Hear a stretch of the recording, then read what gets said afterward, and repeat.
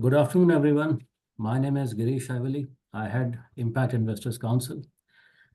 On behalf of the entire IIC team, I'd like to extend a very warm welcome to all of you today for joining today's session on unleashing commercial and catalytic capital for climate adaptation in India. Just a heads up, unfortunately, there is some issue with my laptop today, so the camera is not working, and my apologies for that. As you are aware, IIC is India's leading industry body dedicated to building a robust ecosystem for impact investing in India. Our core mission remains to significantly increase the flow of impact capital directed towards India's developmental needs. Now, with the support of Neev Funds, IIC has launched a year-long campaign titled From Awareness to Action, Advancing India's Climate Finance Agenda.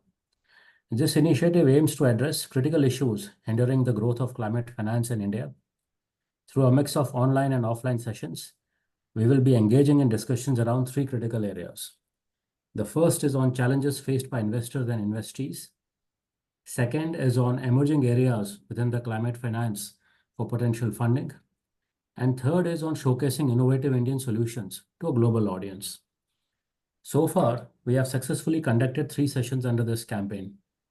Today's session, the fourth in the series, will delve into how can we collectively increase the flow of private capital for adaptation finance. Traditionally, adaptation finance has been primarily supported by government and public funds. However, today's discussion aims to break this perception and explore the transition towards more scalable and investable models that can attract private capital.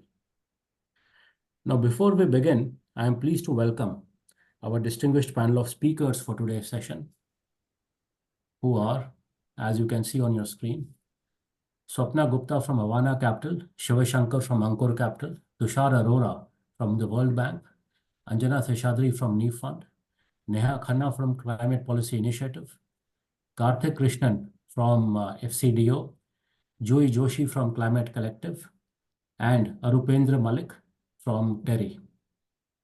We also have with us today Laurent Gonet from World Bank, Manu Modgal from Shakti Sustainable Energy Foundation, Malini Chakravarti from CPI, Nalin Agarwal from Climate Seeds Fund, Manish Srivastav from TERI, and Ankit from Neev Fund, as well as Sandeep Bhattacharya from GIZ. I would like to offer up my special thanks to Climate Policy Initiative for their assistance in curating this session. We are confident that with this diverse group of experts, we'll have a very stimulating and insightful discussion on scaling up private capital for climate adaptation in India. Today's discussion will be jointly moderated by Divya Pinge, Head of Research and Publications at IIC, and Neha Khanna from CPI. Divya, over to you. Thank you, Girish. A very warm welcome to all of you. Thank you to the panelists. Thank you to the audience for joining us today. We look forward to learning from your insights. Like Girish shared, we will be spending the next an hour or so over getting the perspective on how private capital can be mobilized for adaptation financing in India. And this will be a moderated discussion with the speakers. Joining me in the moderation will be Neha Khanna, Senior Manager at Climate Policy Initiative, which is a leading analysis and advisory organization with a deep expertise in finance and policy. But before we step into that, what we'd really like to start off with is understanding what the current adaptation financing landscape in India looks like. CPI had released a report recently titled Financing Adaptation in India, which, like it suggests, gives us a complete deep dive into what India's approach to climate adaptation currently is, and what could be some of those actionable which are recommended to move the needle on this financing aspect, especially from private capital. We have with us Malini Chakravarti, the lead author of this report, who has put together some of the key findings for us. So we'd like to kickstart with just getting that landscape in place before we understand from our panelists on what could be the next few steps. So Malini, thank you for joining us today. We look forward to going through the presentation findings right now, and over to you.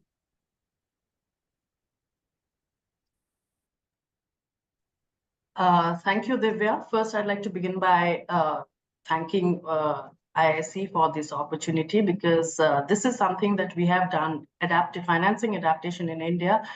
is our first report on adaptation, which delves into quite a few aspects. I'll, of course, be sharing some of the things which are relevant for this audience. So going on to the next slide, Divya, please. What we all know that India is exceptionally vulnerable to the adverse impacts of climate change, and these impacts are already affecting the country's economy, livelihoods.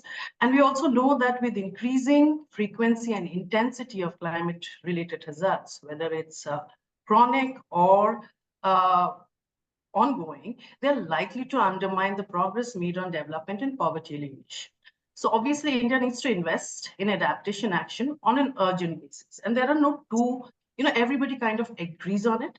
But what one comes across most is that lack of finance is one of the biggest stumbling blocks in moving the needle on adaptation or taking up adaptation action, timely and effective adaptation action on an urgent basis. So it is in this context that we try to understand, first and foremost, that what is the investment required to implement planned adaptation action at the national and state levels, and are there any funding gaps, if at all, what they are. And our report, of course, delves into what are the possible ways to bridge the gap through public and private finance.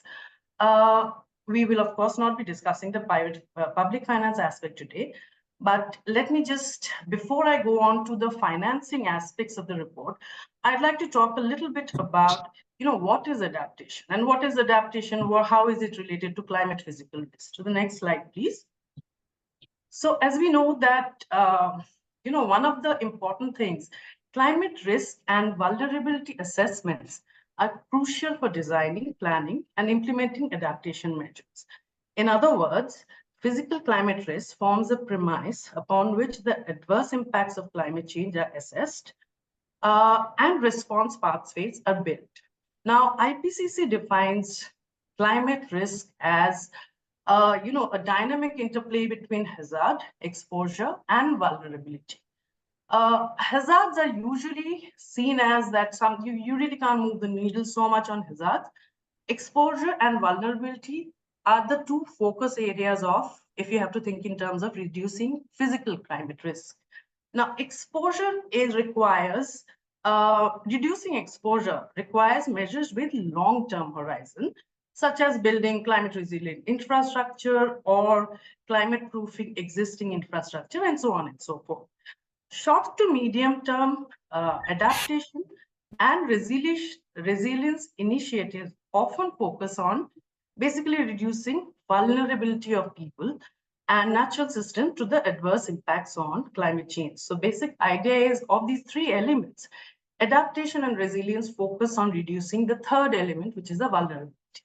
Now, therefore, as per the IPCC, what is adaptation? Adaptation is a process of adjustment to actual or expected climate and its effect in order to moderate harm or to exploit, in some cases, exploit beneficial opportunities.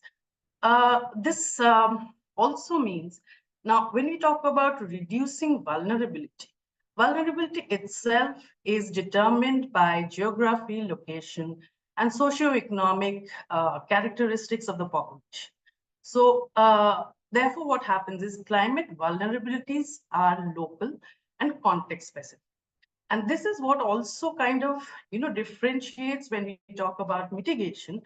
Mitigation interventions are basically aimed at reducing, let's say, GHG emissions. So, even if it's, whether it's done, let's say a solar plant is set up, whether it's in Germany or it's in some part of India, both will be seen as mitigation initiatives. And that is what the characteristic difference between adaptation and mitigation is, that adaptation, on the other hand, is not a given set of interventions, simply because they depend on the local and their context specific. So therefore, adaptation by itself can take many forms, and adaptation solutions are not a well-defined set of activities. Before I go on to looking at how India understands what is adaptation or how India views adaptation, let me just say something that, in usually what happens when we are talking about adaptation and resilience are terms that are used interchangeably. Indeed, they are complementary, but there are also very important and fine differences between the two. So as I said, adaptation is the process of adjustment. On the other hand, resilience to climate change is defined as the capacity to prepare for, respond to, and recover from the impacts of hazardous climatic events, while also incurring minimal damage to societal, economic, and environmental well-being.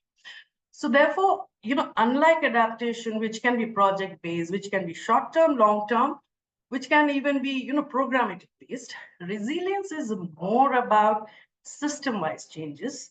It requires forward-looking and anticipatory planning for long-term capacity building and enhancing the ability to absorb shocks and recover from their impacts. So these two terms are very important. One is, that is adaptation, is adjusting to minimize or reduce harm. Whereas resilience is being able to bounce back. So that is the critical difference. But yes, generally these are used coterminously, and in design, in policy, in practice, they do become a little difficult to differentiate, but at the same time, these important differences do occur. So going on to the other aspect, next slide, please. No, the previous one, please, which is about how India looks at adaptation. Now, India's approach to climate change adaptation is very clear. It being a developing country, India views adaptation benefits as core benefits of development interventions. So what it means is basically, rather than focusing on initiatives which are exclusively aimed at climate impact, the focus is on prioritizing interventions that further the country's developmental goals while also serving climate objectives in the process. And this gets reflected in INDC when it says that India intends to better adapt to climate change by enhancing investments in developmental programs in sectors which are vulnerable to climate change. While this is a very important and a fair approach to adaptation, because without development at one level, you cannot have adaptation. At the same time, without adaptation, you cannot have development. But also there are some challenges. And the main thing is that so far, for instance, we do not have a systematic methodology to categorize what is adaptation. Or to put it in other words, it's not very clear that, the extent to which development programs which are being put in place or have been put in place address climate risk and vulnerability. And if you remember, I started by saying that these are actually the premise upon which adaptation is understood or interventions implemented. So given this, of course, therefore, what happens is that it is difficult to make a distinction between what is development and adaptation. And as a result, what happens is good development often gets seen as adaptation action. This being said, I must also point out that India is definitely on its way. We know that it's bringing out taxonomy soon, and is also coming out with a national adaptation plan, which has been not there in the case of India so far. Now, coming to the main findings of our report, which is exactly the question that I had raised right in the beginning. Next slide, please, which is, what is India's adaptation needs and funding gaps? So when we talk about that, India, there's not enough to finance, it's very important to understand what is the need. Are there any funding gaps? So when we started, we realized, and this is all over the world, that finding literature on adaptation investment needs is difficult because it is sparse, and this is true even for India. Next slide, please. So there are, at least we do see there are one or two assessments or estimates which give a sense of what is the amount needed. The first one tells us that about $14 billion is required annually for the period between 2015-30. This, of course, is from the INDC, which also points out that much more is required for building resilience and for disaster management. A more recent study shows that the amount is much higher, comes to around $1 trillion for the period between 2016 to 13, annually comes to around $67 billion. The basic point here is the amount required is extremely high. The problem, however, with the national adaptation investment needs that are already there publicly available is that one cannot make a sense of, is there a funding gap that India is facing? The other thing is also that these are slightly dated by now. While the estimates are 2020, these are based on 1670 or 1718 data. So what we decided is that it's important to understand and work with more updated data. It is for this reason, next slide please, that we looked at the latest available state action plan on climate change. When we were doing the study, 9 such updated state action plans or SAPCCs were available, of which of these 9 states, 3 states it was not possible to determine what is the adaptation investment needs. And therefore, what you see in front of you is that of the adaptation investment needs of 6 states. Clearly, just for these 6 states, the number required for adaptation investment, as they call it, is high. But what I also need to point out that all of these SAPCCs also point out that actually adaptation investment needs are likely to be higher and of course will be, and of course will be increasing in the future. Now the whole point is, so we try to understand, okay, is there an adaptation funding gap? And what we see, next slide, please. So what we see is we could estimate the adaptation funding gap for 2 states. Again, I must point out what you see the numbers. In the case of Odisha, it appears much smaller than that of Tamil Nadu, but actually even in case of Odisha, it's going to be much larger. We have pointed out in the report why it is so. Just suffice it to say that if this is only for 2 states. So obviously, if you do it across all states, even when the numbers are not available, as I said earlier, all of them said that much more is required. So it gives a sense of how much is the funding gap. Now, as it was said earlier, that so far it's been the public sector which has actually been taking the lead and doing most of the funding for adaptation. Next slide, please. And we also know that this is not just in India, even in globally, private adaptation finance tends to be limited. But so our own analysis, landscape of climate finance globally shows that only of the total finance flowing for adaptation that was tracked in 21-22, only 2% came from the private sector. In the case of India, as you can see, the numbers are even lower, it's just about 0.1%. Of course, a part of this arises simply because of inability or difficulty in tracking private adaptation finance. And there are, of course, also barriers. So lack of bankable projects and business model, which I'm sure is what is going to be discussed today, unfavorable risk return profile, and all these are barriers. But at the same time, I'll just end this thing by saying there is enough opportunity to actually for the private sector to come in, and literature review of market reports shows that it's across several sectors that this opportunity is available. And this also happens because there is going to be a huge increase in demand going forward. I'll just stop here. Thank you so much. Thank you, Malini. Very helpful insights, especially the clarification or the distinction between adaptation and resilience. I think one topic which most of us have struggled to understand. And like you pointed out, while most of us acknowledge the fact that, yes, the adaptation financing in India and globally has been extremely less, the figures are staggering.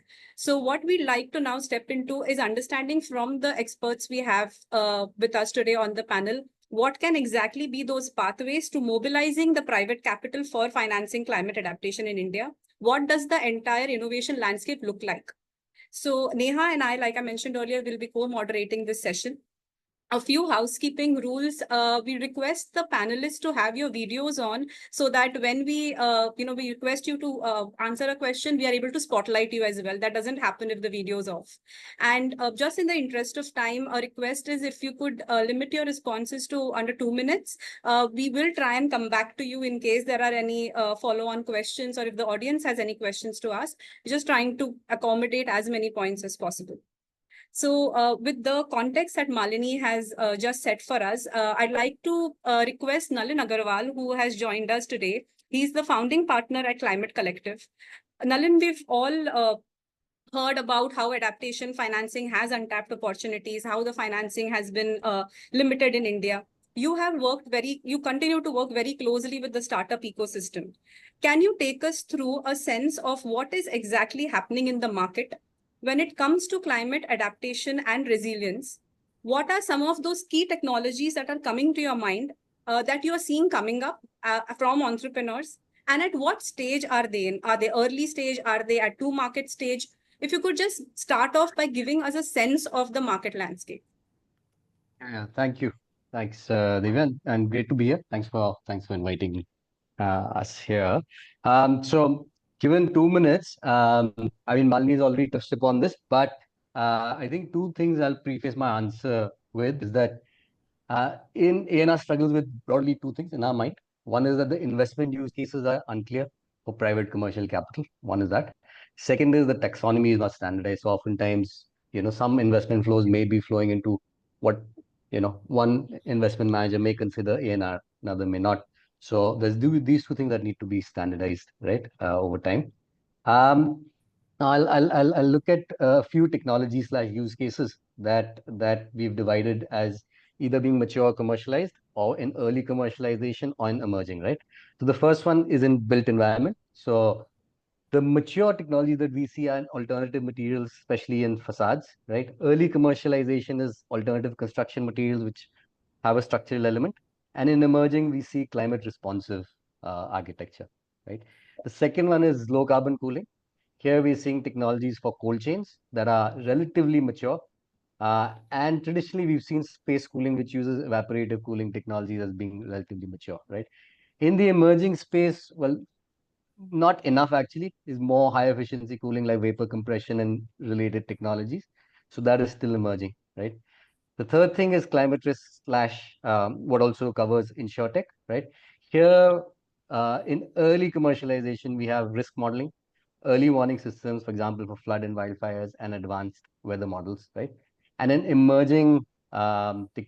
emerging space, we have climate risk insurers, for example, parametric, right, which is still coming up, right? In climate smart agriculture slash resilient food systems, we have startups who are generally fairly mature in precision farming and resilient farming. Early commercialization, we're seeing stuff in soil low or no soil farming and improved seed varieties, resilient crops.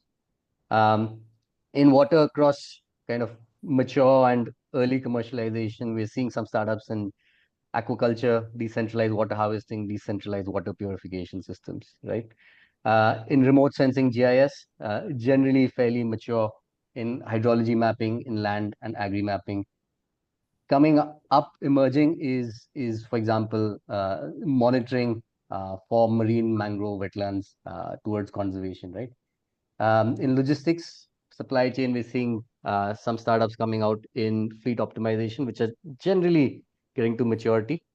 And finally is not so much technology, it's more on adaptive processes, right? So we have in agriculture, intercropping, low water crops are generally coming into the fore. Insulation is more and more coming into the fore, and crossbreeding, etc. Right? So it's not just technology, we're seeing some adaptive processes as well. So I'll stop here. Thanks, Nalin. Just making notes as you were speaking.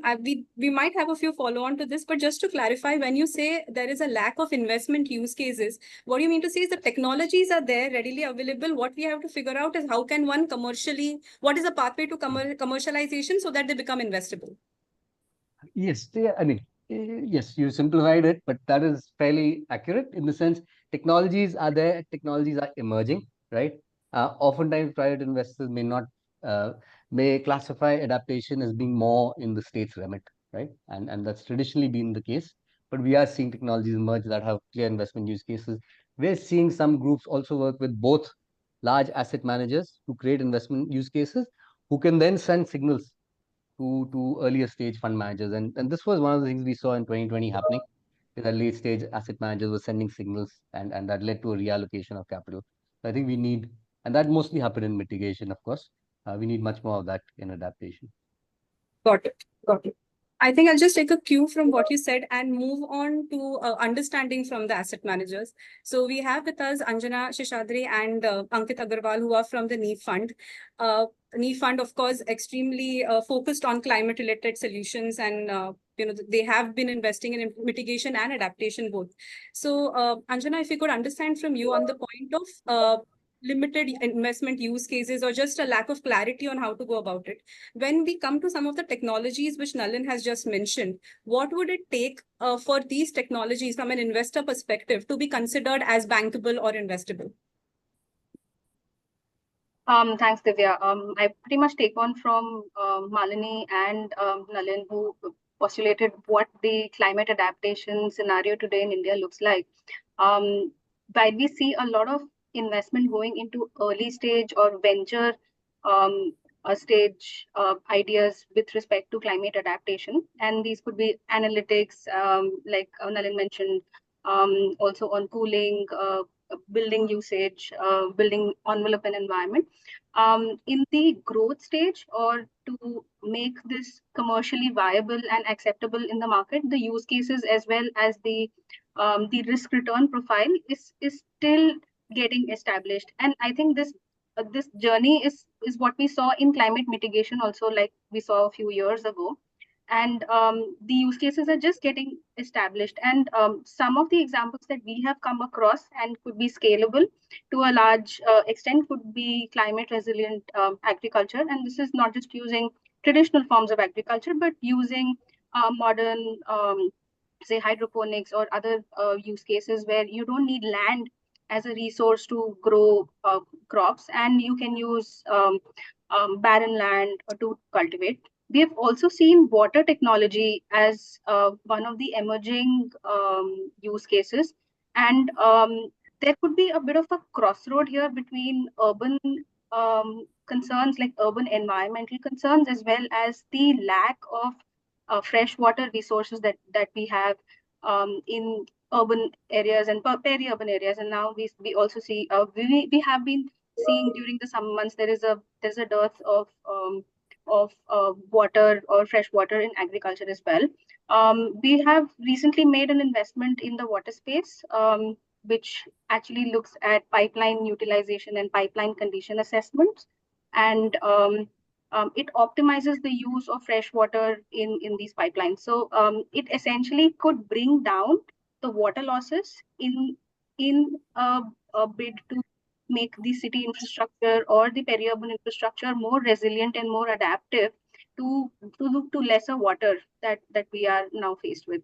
So these are some of the examples that we have seen. We are also seeing blue economy, which is a restoration of shorelines or mangroves as one of the areas that could be an emerging adaptation area. And this is largely to do with all the commercial activities that happen around the coastline. And by commercial, I don't mean industrial.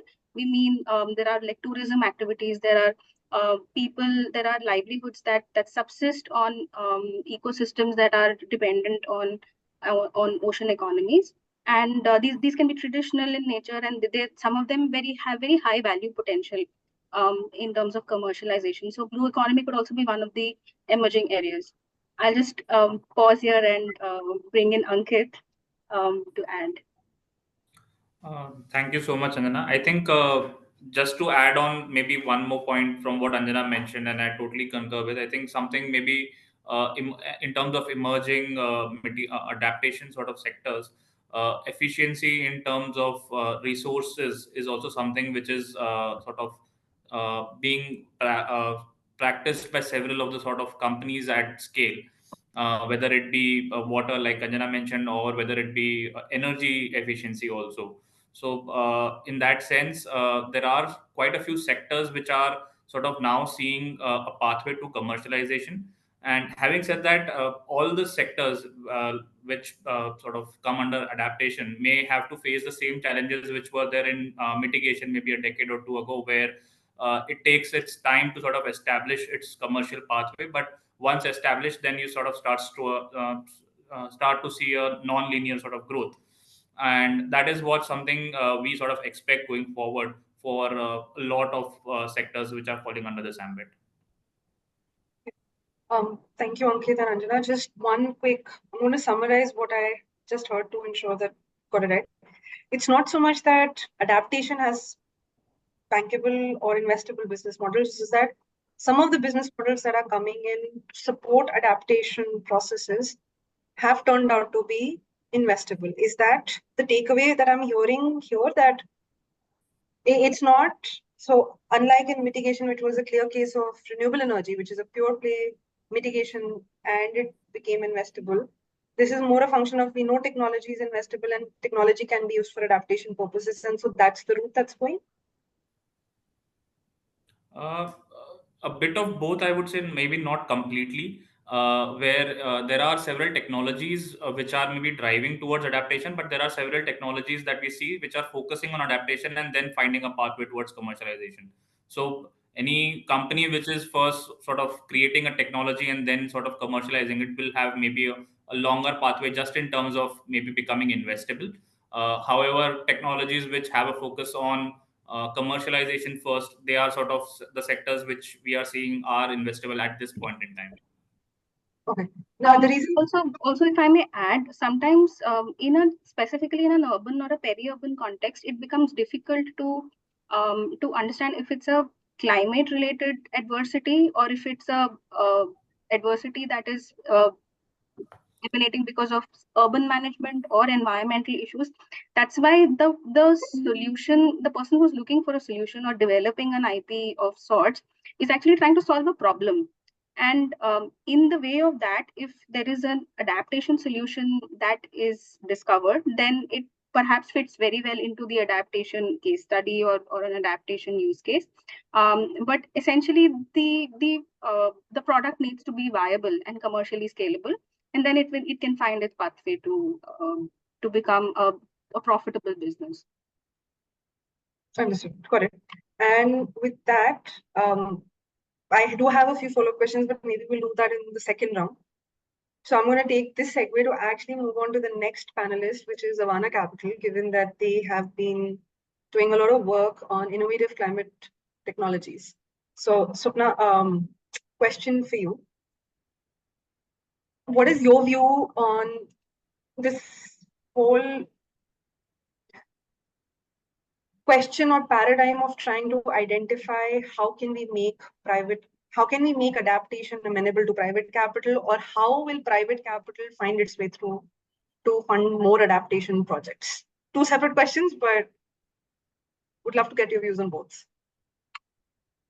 No, absolutely. Thank you for having us, and good to see all familiar faces. I think the way we think about it is we are 100% climate funds, right?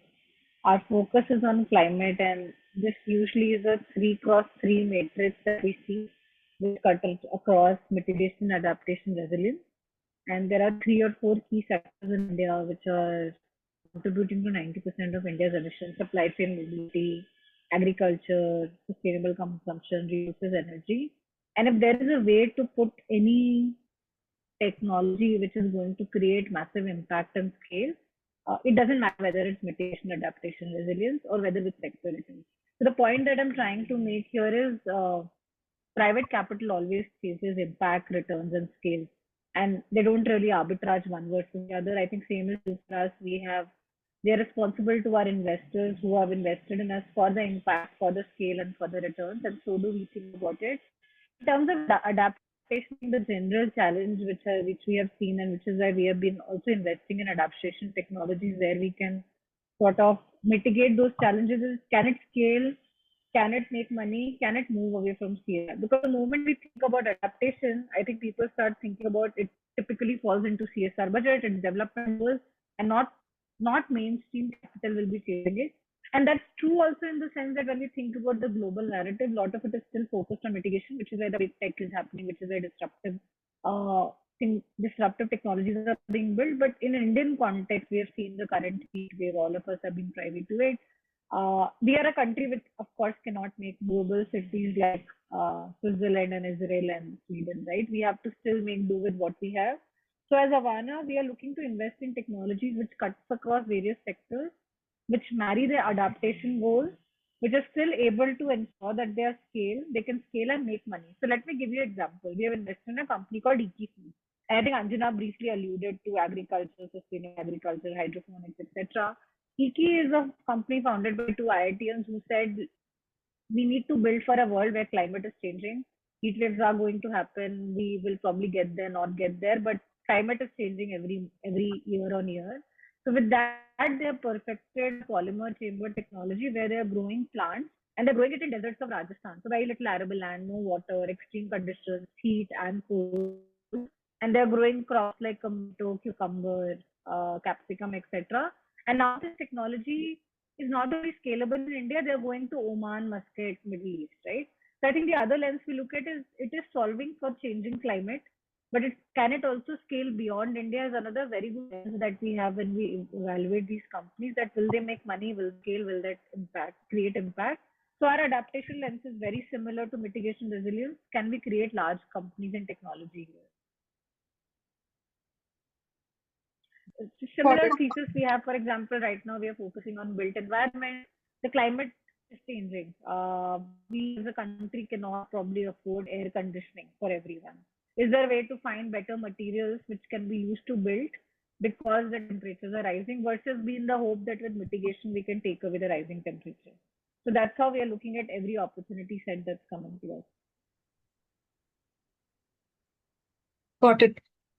Sapna, to that, I understood the point that about these technologies are the one where there is a market which is available, be it domestic or whether it's kind of evolving in export.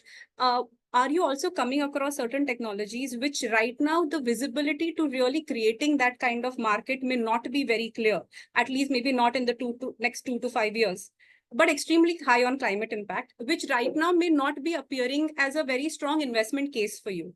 And if yes, if you could help us, kind of get visibility on what could be some of the solutions. So if there is a huge climate impact, it will be in our investment lens, Divya. Because if it has a huge climate impact, it will scale and it will also generate returns, is our view. I think the challenge is typically what we have seen is there are these, say for example, since you're asking example, someone is doing groundwater restoration in a very small taluk somewhere, right? That might not be a technology solution. That might be a very, very frugal innovation, which may be very relevant for that particular area, but may not be relevant to rest of the country, or could be replicated to the other parts of the country. That may not be VC investable. So that is the place where we will say, here is a grant money pool. These are 5 people you should talk to and get that grant money. Moment we find something which can actually scale, you will find VC money there. Makes sense. Makes sense. I think moving on, maybe just taking a cue from what you spoke about, how some of these solutions may actually require grant money or the non-VC money to come in first. Trying to understand the perspective of how development capital can play a role here. So we have with us Karthik Krishnan, who is from the British High Commission. Hi, Karthik. So you're on mute, yeah. Hi, Divya. Sorry. Yeah. No worries. So, Karthik, FCDO has been, the whole UK-India partnership with advancing investments for climate has been very strong in the last few years. There have been projects which, the British High Commission has supported. A lot of it has been in the mitigation space. So like Swapna just said, like Anjana has mentioned, there are solutions coming up. Some of them may not have that immediate VC visibility towards them. So as somebody who is looking to bring in development capital, on the aspect of adaptation in specific, what would be those strategic or budgetary commitments that you have made or are planning to make in the near future? Sure. Thanks a lot, Divya. You're right.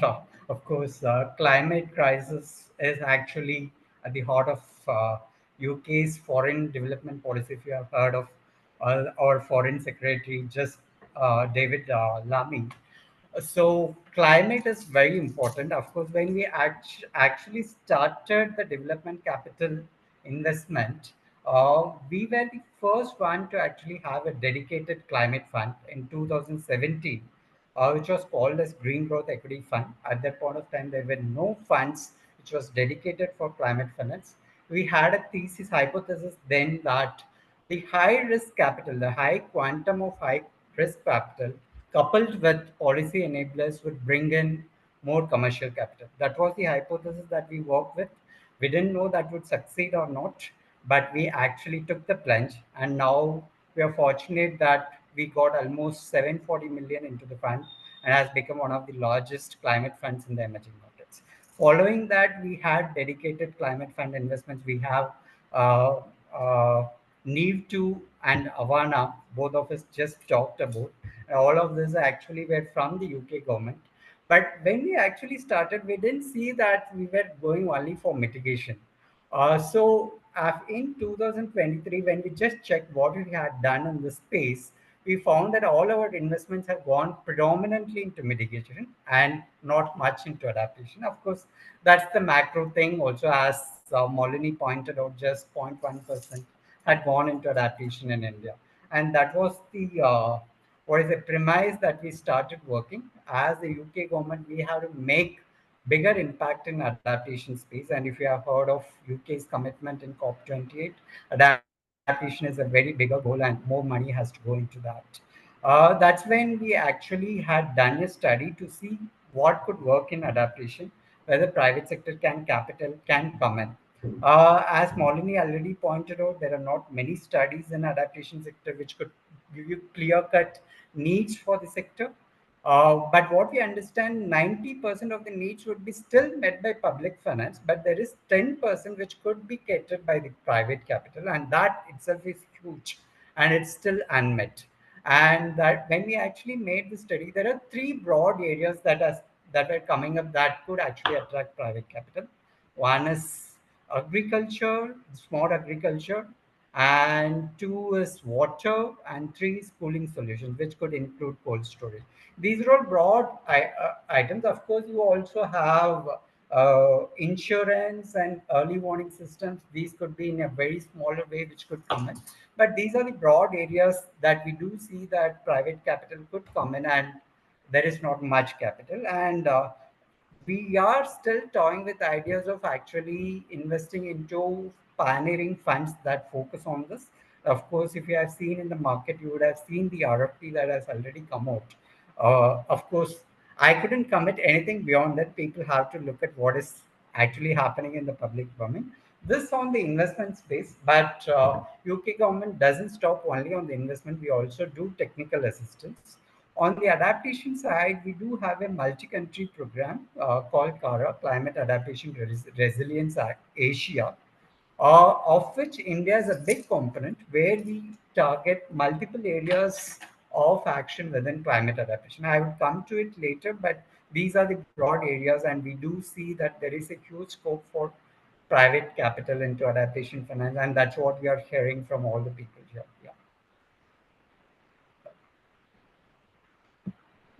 Okay, perfect. So Karthik, I'm just gonna actually just take a minute because what I'm hearing, whether it's Nalin, Anjana, Ankit, Swapna, or you, adaptation still needs to have business models.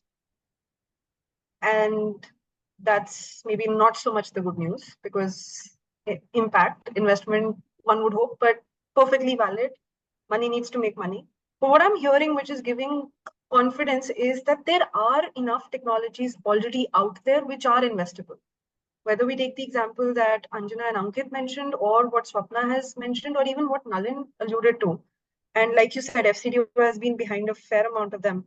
So we see not only availability of solutions, but also the fact of grant capital sort of supporting the leverage of private finance in some capacity. And I think place to move forward from here. So Divya, over to you.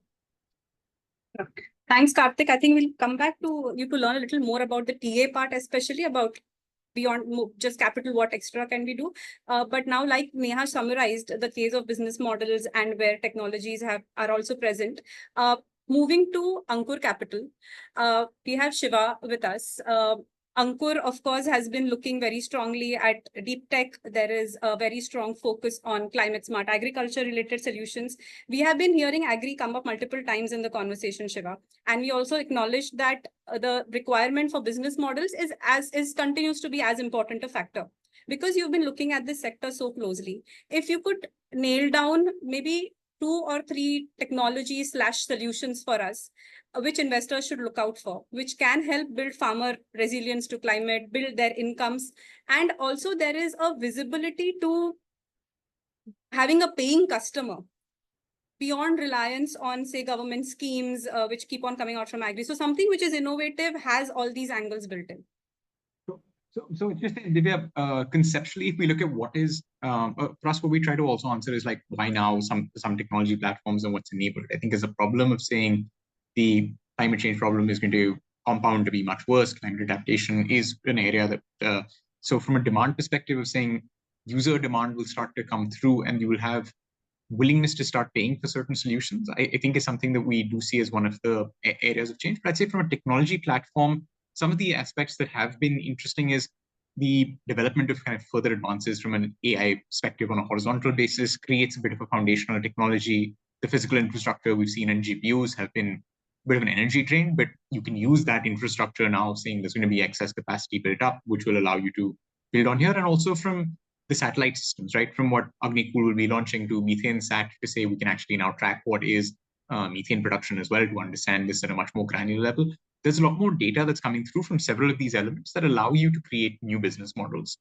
And particularly around agriculture, so even agri for us from an adaptation perspective, I'd broadly put into 3 categories. One is things that address the farmer and find ways to support him. The second is find other ways to actually produce food. And then there's some that kind of cut across both of those thresholds. So when we're looking at things that are supporting to get solutions that can help support the farmer, parametric insurance, other types of insurance products which you can actually sachet and sell over. We've had one of our companies, Ibiza, which does a heat index product for cattle, seen extreme success and demand, saying for 100 rupees or a few hundred rupees, you can distribute a product which is for different patches in the summer, where the farmer is very concerned with the yield and the income he will be generating over a short horizon. And I think that's a risk that the farmers know and appreciate right now. Trying to say, I want you to de-risk for 7 years is not a horizon they can plan for, but saying this next 2-month period is going to be something significant. Can you actually invest to protect your income? It is an investment that they all see is worthwhile. The other that needs to happen is trying to think of how we can create new agri inputs, be it production of improved varieties of seeds that can actually deal with these increased range of weather parameters we're going to be going through, other biostimulants that are going, which will support irrespective of the production system. I think that's an important pivot and layer that will be built out. Better weather forecasting, especially with all the AI systems I called out earlier, should be allowed to be built out. One that we haven't seen as much work on is probably on smarter irrigation, because I think it's a need, but it's not as immediately a pressing need yet for that investment to be willing to be made from the farmer's perspective. But as this gets worse, it will definitely be an area that the willingness to invest, need to invest on those, and some of the precision farming tools will go up. The alternative then says we're looking at other ways to actually produce this food, which then opens up some of what Nalin and from an EK perspective, Swapna called out, is saying you need to think about hydroponics, you need to think about alternate ways to produce food, saying we do have 8 billion people that will need to be fed. So if it is not this same plot of land, what do we do as a way to completely reimagine that? And that is another step that needs to play out in the agri domain. But yeah, cutting across both of those domains, I think the seed research, the biotech solutions, biostimulants, and figuring out ways that mostly from organic compounds as well, for just being able to deal with variables you understand, how you can actually use this, where again, infrastructure and investments that are playing out from a biotech perspective create opportunities that we should be able to see a lot more business models being built out there. And it's early in that part of the journey, but it's promising to see what's playing out there. Got it. Just curious to understand a little more, Shiva, on what you mentioned about especially the AI-driven part, with satellite imagery and soil testing and so on coming in. What have been, maybe if I could say, some of the unique aspects of the business models which you see having potential for growth that has stood out for them from a commercial viability? Because typically these kind of solutions would be, I would understand, to be most impactful for the smallholder farmers, where we associate the buying capacity or the paying capacity to not be as much. So what is, despite all these constraints, what is it that seems to be working for these kind of solutions that you think can make them commercially viable? Yeah, so what you're pointing to, Divya, is a different challenge we've seen in the agri ecosystem in general, that if you're trying to go to the smallest farmer and sell him a product which he doesn't see a short-term ROI for, it is a difficult investment financially for that person to make. And as you think of him as a small business operator, you understand why.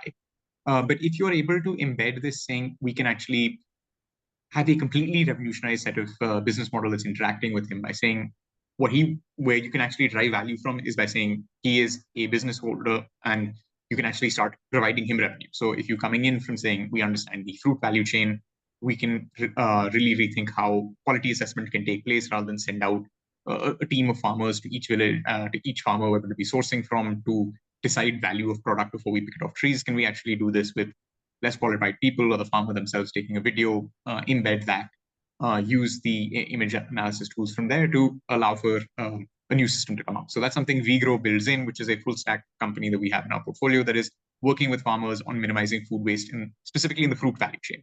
And because it's an AI algorithm trained specifically for X types of fruits, you know what the variations are that you can take, and you're building up a system saying, we're able to lower this cost of operations that any traditional operator would have. So we're able to get to this smaller farmer and be able to engage and look at how we can drive efficiencies and food kind of procured across a range of smallholder farmers. So that's allowing you to improve the food wastage value chain and reduce the set of wastage coming from that. So that's an example of the type of solution playing out there. But you're looking at solutions that primarily because of the challenges from smallholder farmers, you'd either look at this type of model where you're sourcing from them and being able to integrate technology deeply into your model, or you're saying they were already selling to some sort of corporate that they're aligned to. So the PepsiCos or others that they may have relationships with that are corporate sourcing partners, and can you sell it as a SaaS solution there that then gets provided for free and as a control mechanism with the farmer.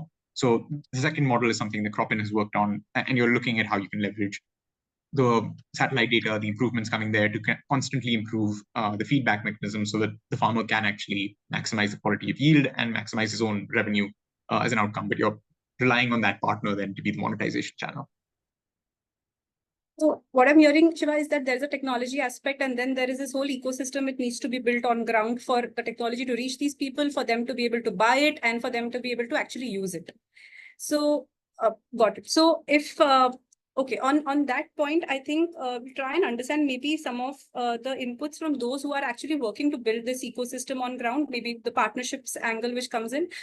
We have with us Sandeep Bhattacharya from GIZ. Sandeep?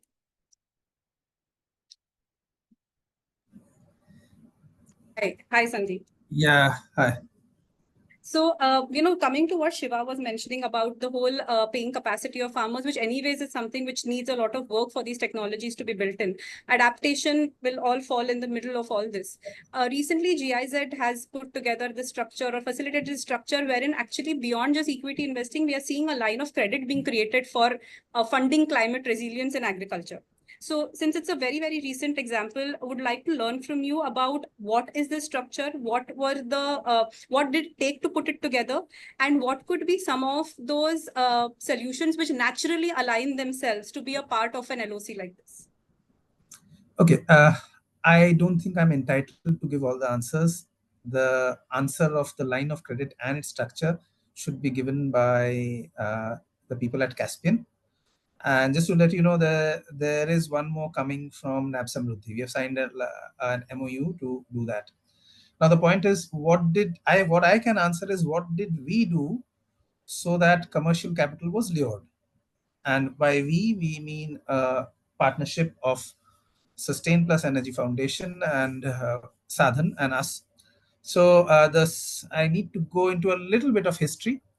And that in 2015, something called Lakhpati Kisan was started by a senior part of the Tata Trust Group and then it worked well to improve the income of farmers 4 to 5 times with a 40%, 40 to 45% hit accuracy, 4 to 5 times. And of course, there were many other increases. Then in 2000, it was decided that some of the technologies used there should be tested at scale. And there were 22,000 demonstrations of the technologies used in Lakpati Kisan, which established very clearly what was working, what was delivering the economics, where, under what circumstances, what were the repair and maintenance issues, what works, what doesn't work, which way do you use things to work, which geography will what work, all these things were there. Out of the 60 odd technologies, I think we shortlisted around 8 to 10. Sadhan got a bunch of FIs into the room where the user and the promoter did what you call a beauty parade, an equivalent of a beauty parade, but it was more the user doing a beauty parade than the promoter. We didn't allow the promoter to speak much. Now, when the MFIs bought in, when the MFIs bit, then they have bitten onto 3 products. We have around 8 to 9 right now. When the MFIs bit in, then we approached some people for, hey, the MFIs, if they want to scale this up, they are not deposit taking. They need a line of credit. So Caspian has come in first, and NAB Samruddhi is there. I'm quite certain, a lot of the debate, a lot of the talk which was happening earlier about, how do you create that pipeline, and how do projects become more visible? This will be an example there. So that's what we did. What is the product exactly? You'll have to ask Caspian. I shouldn't be answering on their behalf. Thanks. Perfect. Thank you so much. Continuing with this line of thought on the mixture of financing and line of credit and a TA, I'm going to actually also bring in the perspective of World Bank as well, given that their recent policies. So we have Tushar here from World Bank. So Tushar, the World Bank chief has spoken about allocating about 45% of the committed climate financing towards adaptation. So given the Indian context, and given that we have heard from everyone that adaptation is exceptionally region specific and geography specific, so how is World Bank looking at it from an Indian perspective?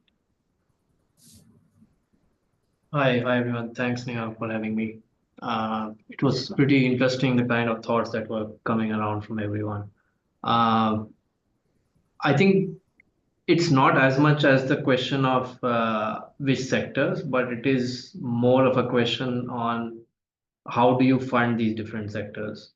What is the style of funding these different sectors? Because if you look at various sectors, there is room for climate change in all the sectors. You look at agriculture, you look at urban, you look at energy, you look at transport. Everywhere there is room. You'll be able to find sub-segments where the needs are high, and you would find bankable projects to fund these sectors, and non-bankable sectors, non-bankable projects to bring in some of the impact and concessional money. So to me, it's not as much a question of why, which is pretty much clear why we're sitting here. It is not as much a question as to what sectors to fund. There is demand. It is more a question of how are you funding these sectors. And when you think of the how part, this is where we're trying to bring in new elements in some of the recent initiatives we are thinking about, or how we're going to think about in the future. We at the bank call something as PCE and PCM, private capital enabling and private capital mobilization. We do understand that no matter how much we fund or how much all the development banks will be able to fund in this area, it will not suffice until you are able to mobilize the private capital which is sitting there, right? Now, if you have to do that, we'll have to, in our all interventions, think of the PCE part and the PCM part. When I say PCE part, when we are designing our technical assistance programs, or when through our lending engagements we are supporting policy reforms, what are these policy reforms that will lead to more attraction of private capital? So this question becomes paramount in designing all these interventions.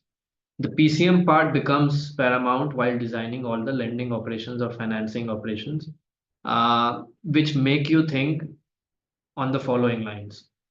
Is it a normal plain vanilla credit line which is needed, or you need to set up a co-lending platform which will attract other private sector players to come in on the same platform and fund a particular project, because they might get confidence out of one lead investor you are supporting, and that lead investment can attract other investors on the platform.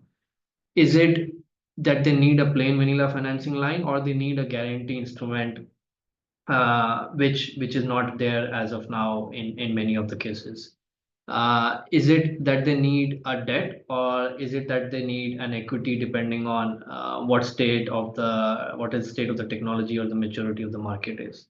So the PC and the PCM lens are making us think in this direction, and is making us ask these questions whenever we're designing an operation to support any sector. So I think this question should be asked by all the investors now, be it a private investor or a public investor, not just maybe us. So for example, if any of the public owned DFIs in the country are funding any project, are they showing the impact in terms of the PCM that has been done? Many of them have started thinking about impact balance sheets. Are PCM indicators part of their impact balance sheets? Many of these institutions have now started publishing reports on gender, because gender came in much earlier, right? And people now show what sort of impact they are putting in terms of gender. They show how much emissions are coming down. But I think there is a strong need that all the investors now also start measuring their PCM impact more actively and more closely. Once you start doing that, then any intervention you design, I think will make you think in the right direction, whether this is how you're funding and this is the right way of funding or not. So this is one. And just one small limited point also, that it is not always about funding. And I think, someone from the FCDO mentioned that they're doing a lot of technical assistance programs as well. And we also have a strong focus on that. It's not always about the capital, but also the knowledge capital that we provide as a knowledge bank to the many countries. So when we do that, there are a lot of policy loopholes that can be fixed, which many of the investors are facing at this stage. Not just investors, but also on the demand side. I mean, on the supply side, sorry. So, issuers as well as people putting in money, they need right kind of mechanisms, and there are some policy loopholes that could be fixed there.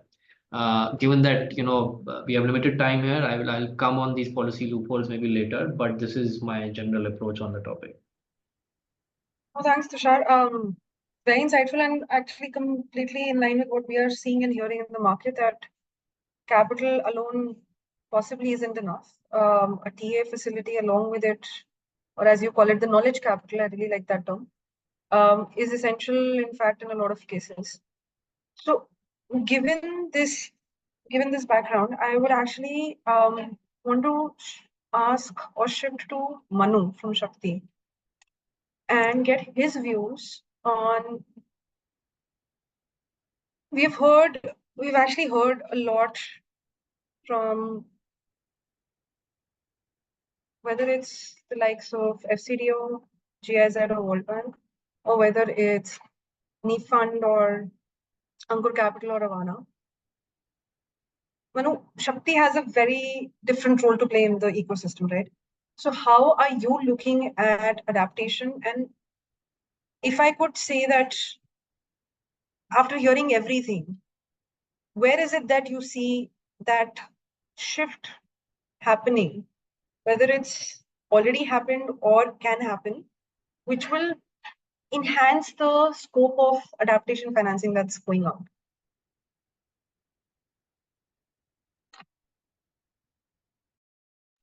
You're on mute, Manu. Sorry.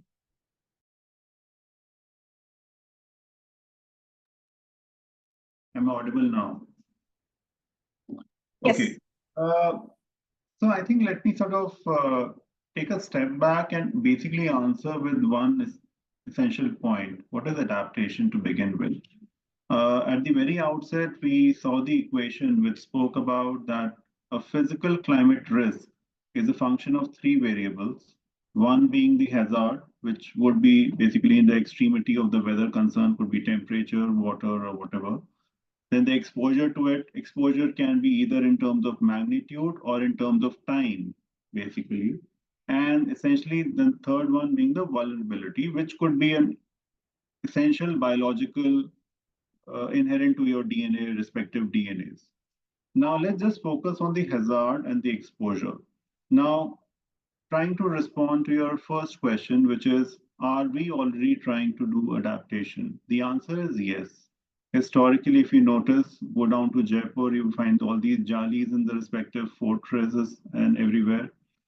Even at in our day-to-day, say, cultural food preferences, we might be sort of using cooler foods or local foods, which are more able to kind of help you adapt to that local climate. So I think, I mean, to bits and parts, yes, we are trying to sort of, as a society, make those adaptive changes. The reason why we are sitting collectively here today is not that. Climate has been changing throughout history and will continue to change. The essential issue before us is the rate and pace of climate change has increased. Today, when we talk about climate change, it is not because we saw a 1 degree shift. Today, we are seeing 6, 7 degree shifts. Now, these are pertinent to note. Maybe in times to come, when these becomes normalized, we will simply say that yes, we have completely adapted and normalized this kind of weather extremities. But today, we cannot. And that's the reason why we need to kind of look into those adaptation measures. Now, let's take a look also into the fact, say, Nalin spoke about, say, cooling, for example. Now, the essential point before cooling is that probably when I was growing up, maybe a simple hand fan was what we got whenever we saw a power cut. Today, of course, we don't have power cuts at all, at least in the major metros, towns, and cities. And yet, we are talking about looking at adaptive measures in respect to ventilation and cooling. And the interesting point here is that the exposure time vis-a-vis maybe 20, 30 years back towards heat has only increased. Then possibly 40-degree plus temperatures would be enjoyed for a period of say 2 hours between say 2 p.m. to say about 4 p.m. Today, this continues as long as maybe 1 o'clock, 2 o'clock in the night. And hence, the exposure itself has increased. And accordingly, even though your vulnerabilities fundamentally may not have increased over time, but yet the exposure itself kind of changes the physical climate risk aspect out there. So I think this is one point to really understand that what are we really trying to adapt to. The second bit is in terms of, I would say, we have heard about the public capital, we have heard about the private capital. Let me also bring in a third element, which is a philanthropic capital, which is waiting there.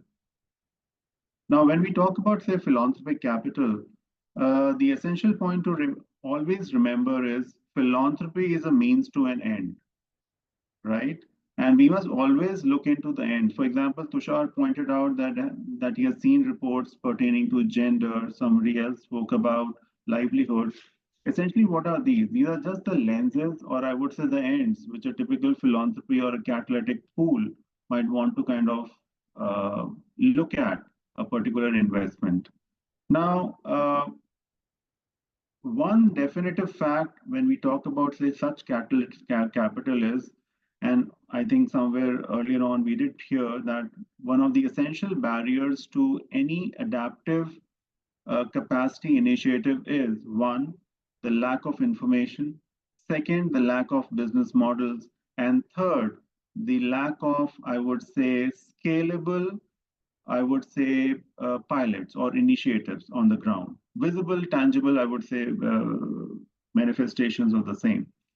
I would say one of the root causes why investments do not take place is because you might have those small instances of maybe in a district something happened, another maybe small village something else happened.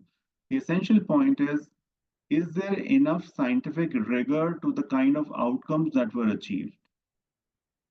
Can we now, using this either anecdotal evidence or I would say structured evidence, even if I call it that, have enough confidence in making a meaningful investment venture going forward. And I think that is where we are hesitating, because eventually investors would like to make calculated risks. And the calculated part is hence missing because of lack of credible information and data. I think as catalytic, I would say capital could be, as philanthropy can act, the first thing to really sort of invest upon, as Tushar has already pointed out, would be to hence focus on building such credible information and data sources on the ground. And there's a reason for this. Most of the information typically rests with the public bodies. And this information typically would seldom be made available in the public domain. And that's the dichotomy of making such investments on the ground. The second piece is, and the better news, I would say, the good news here is that yes, actually, as private sector investors, we can look at making such investments, because many of these data points would be disparately floating around anyways in the environment, could be separately, say, from the Met Department, say, separately from, say, a certain maybe State Department source, or maybe even the district administration. The key thing is for somebody to really pull it together and make meaning of it in the local context of where we need to act. So I think this is where philanthropy again can really sort of make a meaningful difference by really sort of structuring it all together and putting it. Got it. Manu, I think you've touched upon one point with respect to building the evidence for outcomes, especially in adaptation, which investors could probably start looking at. I'll just kind of continue on that point to the team from Terry. We have Arup and Manish with us here. So, coming to what Manu is saying about how on ground there is a lot of evidence which is possibly being collected, a lot of impact is already being recorded, but may not be really coming to mainstream. So if from your experience and the research that Arup and Manish all have looked at, are there any such examples of solutions which are going beyond what we have discussed for the last hour or so, which is not yet visible to the community that we have right now, but are having extremely strong evidence outcomes already being demonstrated? Thank you, Divya. This is very interesting and exciting discussion going on. And while I was listening to others, I was thinking that, at some level, we need to think about the scale of adaptation, in the sense that whose adaptive capability is going to be built ultimately, or whose vulnerability is getting reduced. And that would then eventually determine what kind of investments and what kind of capital structuring would be needed. If there is an individual beneficiary, then probably it would be easy to make a commercial angle to adaptation. But if it's a community which benefits, then it needs a different type of business model. But if it's a kind of a at the regional scale, the adaptive capacities are being built, then it would require a different type of public-private partnerships. For example, early warning systems or evacuation infrastructure and all. So it is in this background that I would say, for example, I'll give you an example that our Terry scientists have developed technology which is called nano fertilizers. Now, this is being commercialized, and the advanced versions are going to field trials now. This is an example which can cover us, which has a sectoral impact, but ultimate beneficiaries are along the supply chain. And this is where private capital actually has come, and we develop the technologies, and then they are taking it to the market, building the supply chain, and the fact that it has very well. Let me first explain a little bit about the technology quickly. instead of the big bags of fertilizers, you carry it in a small bottle, you mix it in water and spray on plants rather than putting it in ground. So it addresses other problems of land pollution and groundwater pollution, as well as it also increases the absorption of nutrients by plants. So the risk of sudden rainfall washing away your nutrients is also reduced. The absorption time is as less as 2 hours, whereas other fertilizers need much longer time to get to the plants.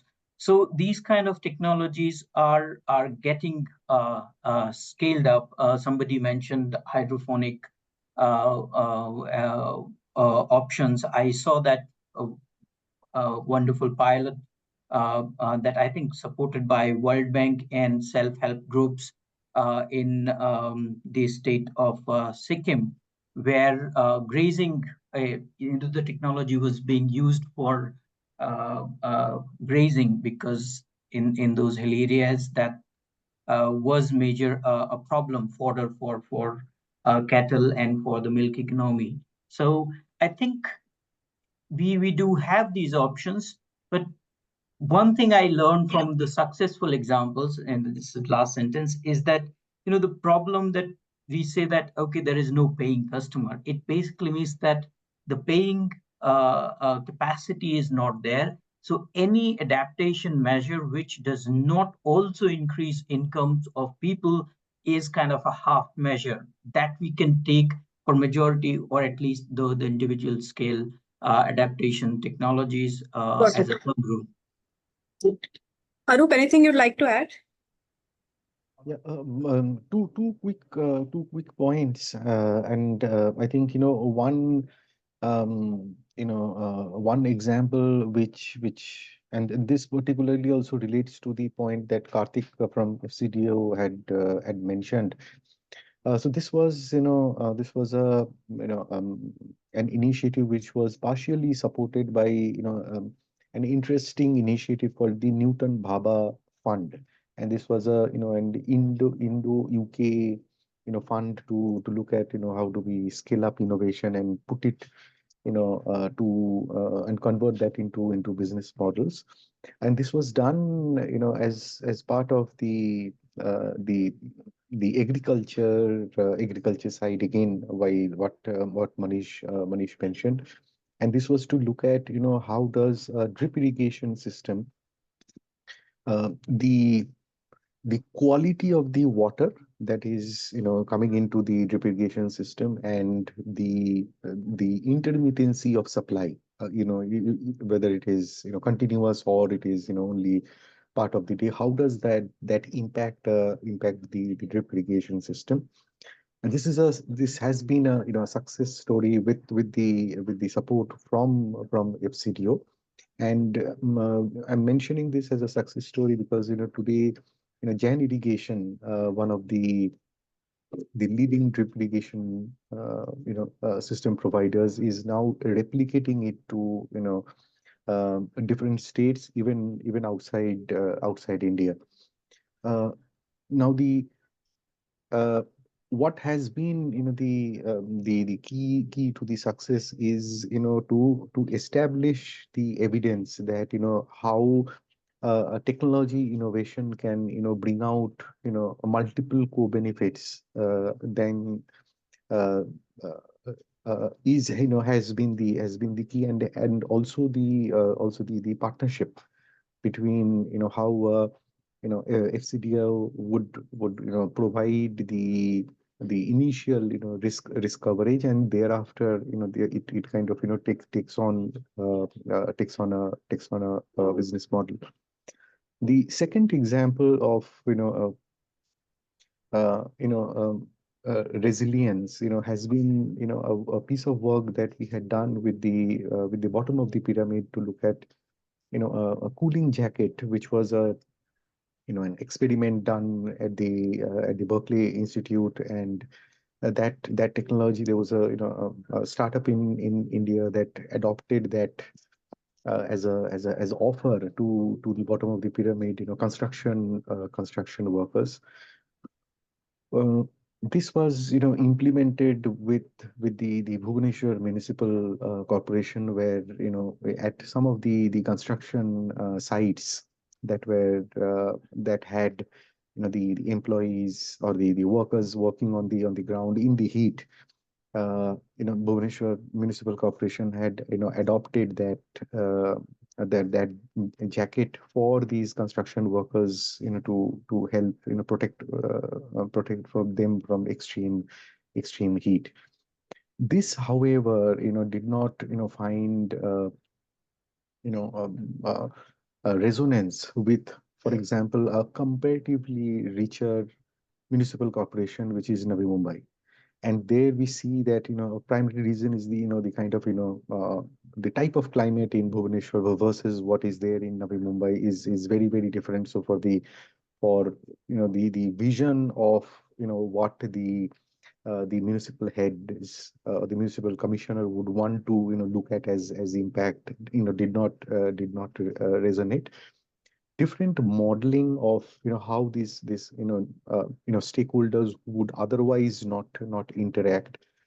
We believe that, there is a strong potential for, the philanthropies to, come in to, provide that, platform, so that these actors, kind of, get interacting with each other to find solutions. Thanks, Arup. I think you've kind of brought all the points we've spoken together right now. I think we have a lot of other questions which Neha and I wanted to pose, but in the interest of time, I think we can move to a lot of the interesting audience questions which we are seeing. Some of it has been touched upon by most of you all in different ways, but we'll just give you a quick another round of deep dive into that. So Neha, yeah, over to you. Perfect. Divya, thanks for that. Before we actually get on, I just want to circle back to Jui, because we've heard from different stakeholders. We've seen how investors are looking at the space, and I just wanted to just get very quickly your view on, are startups actually in a position to measure adaptation impact? Right. No, thanks, and thanks for having me, Neha. That's a very interesting question. So for the work that we've done across a lot of startups in the space, one of the interesting things that we came across in all of the surveys that we've done with our portfolio startups is that because adaptation resilience is not a well-known narrative in the market, a lot of the startups can't identify themselves as an adaptation and resilience startups in the first place. That narrative is missing. They don't know whether they align with the climate adaptation and resilience, and so they can't tap into the financing in the space. That's one. So one is the awareness building that's required. The second is, as has been touched upon by everyone, there is no one clear metrics like GHG in the adaptation and resilience space. And so impact KPIs are different and confusing at the same time, because it's also many technologies today that have been spoken about, like water technologies and agri-tech technologies, etc., might also have a mitigation component along with an adaptation resilience component. So a lot of the startups today find it easier to go and measure their GHGs rather than an adaptation resilience, right? There are also two aspects to it as well, because adaptation and resilience impact is also very localized, and as has been touched upon as well. And so there are two aspects to it. So it's not as easy as seeing that what is the scale of the impact, but it's also the intensity of impact. Intensity means that, how vulnerable is that area, or what is the risk going to be for that particular area where the solution is going to be implemented. That's one, and that's from the climate perspective. But from the other perspective is the community and the people perspective, is that how are the people going to be affected, right? How the community is going to be affected, and what is the vulnerability index of the community that's going to be affected. And that requires a lot of on-ground data collection process before the project and after the project to check, which is expensive, which is harder to do as well. And so startups, being resource constrained, find it very hard to first understand and then measure their metrics as well. Easy to use frameworks in the ecosystem will largely help. So if we have case studies, like we have developed certain case studies for adaptation and resilience and an impact narrative, both quantitative and qualitative, similar startups in similar domains and business models can use these, and these will become much easier for startups to get a direction and get some idea about how to measure and report this impact. Stewie, I'll just take that point which you mentioned about how we have to have frameworks which are kind of aligned to what adaptation really is, which is different from mitigation. There is a question which we had gotten from the audience related to this. I know Karthik has given FCDO's view on that. Curious to understand how the asset managers are looking at this point when it comes to impact measurement, when it comes to assessing impact returns versus commercial returns. Is it time to look at adaptation investments differently from other impact investments, or what we look at sustainable investing? So just a more philosophical or a broader question, which would be keen to understand from the GPs whom we have on the call today, maybe Neev, Anjana, if you could answer, or Shiva, if you have a view on this. Sure, I can go. There is a requirement for us to develop certain metrics that are very India specific, because there are certain challenges we have with respect to adaptation and also balancing the needs of our development. Till the time we do not have a taxonomy of our own, that's going to be a bit of a challenge. And specifically when it comes to adaptation, the kind of impact measurement metrics that we see cannot be exactly comparable across projects or across investments, because while there could be one project that's extremely impactful for the ecosystem, the number of people benefited could be much lesser, vis-a-vis the other where there is a much larger population that is getting benefited. It's not the same with the kind of measurement we do with GHG, because GHG is a direct proxy of energy used, fuel used, and thereafter also the economics of it, or the kind of money you save when you do a fuel transition there. So therefore it's going to be a bit of a challenge initially. Also unpacking of the impact areas and the ultimate beneficiary of any intervention, that is also a logical framework that needs to be developed and communicated. And that knowledge capital needs to be built up so that the person who's actually driving that solution can measure that impact, or is able to develop that impact map. Shiva? Yeah, so I think, Divya, I think we struggled with a similar version of the question, and I think come to some conclusions which overlap a little different with how Anjana and Joey have thought through it. So for us, as we've looked at aggregating this prior to the climate pieces as well, when we've looked at it from an income generation aspect, there's certain things you can do that would aggregate relatively well. But even if, as we were doing from our first fund, agri, healthcare, looking at a number of these other things, I don't think there's GHGs aggregate very well as a calculation metric. It's clear cut, but it isn't easy if you're trying to just say thematically there are different challenges. So what we had actually been doing for the last 7-ish years has been looking at the logic model framework, saying of this investment, here's the value we are expecting to be created. It could be that this is a climate mitigation, which has a GHG impact, but it also has a little bit of adaptation. And this is generally what we're expecting to be the value creation from a non-financial perspective over a 5-7 year horizon. We have different horizons. We track on a 1, 3, 5 horizon basically, and say this is directionally what we're expecting the company to be able to achieve.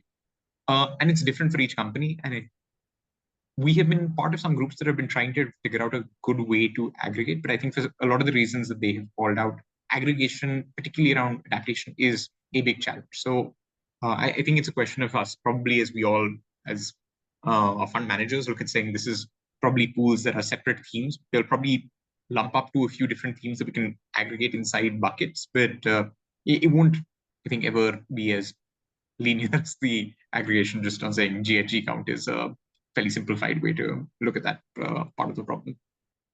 On that point, Shiva, questions just come up. We've acknowledged the complexity that is there with this process. Is there education or conversations required with the LPs on this point? So it's been happening with LPs across GPs. So there's a few other groups that are looking at this as a forward-looking frame. So we're part of a few that are looking at forward-looking frameworks of how this can happen. It's much more because while I say GHG is a clean, simplified metric, when you're going into a technology solution before it's been proven of what the true full potential of it is, even between that and it proving itself from a larger unit where it's actually operating and you see the true realities of whether it's better or worse than expected valuations. You understand that over the years you're engaging. So those frameworks have been useful as an industry, and that has at least been accepted even for early technologies when it comes to mitigation. So there's conversation about how you do that in adaptation in those same circles, but I think it's a question of us just saying, here's the aggregate of like 20 different ways, and it will short down probably to 3 or 4, saying this is probably a way to do it. But I think it is that phase where it will probably diversify, spread into a bunch of things, and then a group will actually focus on narrowing it down. So I think it is just one of those patches that, yeah, will disaggregate first before it cleans up to something that is at least limited pools. So it's not quite as diverse as what we're tracking right now. We are over time by a minute, but there are a few questions which maybe we could just quickly take to the panelists in general. So before we wrap up, maybe in like the next 5-7 minutes. So yeah, Neha, over to you. Okay, so the first question is actually, do you see examples where central banks are promoting adaptation or resilience-related market development? We haven't really come across anything, and in our understanding, it's not really the central bank's ambit in the first case to promote market development for adaptation and resilience-related initiatives right now. The central bank has come out with climate-related financial risk disclosures, which may have the physical risk component included, but would be happy to hear if someone else on the panel has a different view on this. I think I agree with you, Neha. It's not in the ambit of the regulator. It's not in the ambit of regulator to develop a market, but of course, they have enough regulations to enable the market development. Yeah, that's what they're coming up with. Perfect. The second is the G20's Sustainable Finance Working Group has listed an example from China about a financial ecosystem and showcased reduced NPL, increased GDP, and improved environment possibility to try. Is that possible to try in India? Local green banks, green insurance, informed industry, fiscal incentives. If anyone on the panel would like to have anything to add here, very quickly, I think different forms are happening. We do have a green bank of sorts in India. It's not that we don't. IRIDA is considered a green bank. Tata Cleantech Capital is considered some form of a green lending company. But I think these are things which will come across time.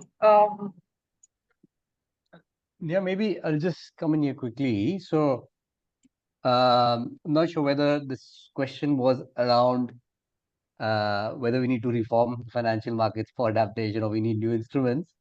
But I think some of the things, given that most funding in ANR is from Government of India and states, perhaps a few things that can be done is better alignment and coordination between these two tiers of government about where adaptation should go. Maybe clearer definitions, maybe some priority sector assignment. Some things which are definitely in the state's remit and not private sector, they should be accelerated, right? So oftentimes flood defense, wildfire break systems, EWS, right? So these should be accelerated. I guess one of the things that government can do is just focus on technology de-risking, let private sector come in, and once that de-risking is done, and focus on R&D, I guess, at least from that side. And where private commercial capital can kind of complement that is work on creating across late stage, early stage, these investment use cases, a widely accepted impact measurement framework as well, right? And perhaps even philanthropic capital can work with government on the priorities, because Government of India is a massive behemoth. The kind of funding they can mobilize is immense, right? So it's better to kind of supplement some of that as well. But because some of the philanthropic and private capital is more flexible, it can work on key levers of change better. right? So I'll just stop here. Perfect. Thank you, Nalin. While I see more questions coming in the interest of time, I think if the panelists would want to answer them, they can answer in the chat. I think a decent amount have already been answered. But at this point, Divya, I'll hand it over to you. Sure. Thanks, Neha. And I know it's been an extremely enlightening conversation for all of us. Great to see the questions that are coming up. And thank you to the panelists for also answering them directly to the audience. Just quickly summarizing what we have heard in like the last 90 minutes now. We all acknowledge adaptation financing can no longer be a problem or a problem statement only for public finance. Private capital, what's good news, like we have all acknowledged, is that private capital is ready to step in.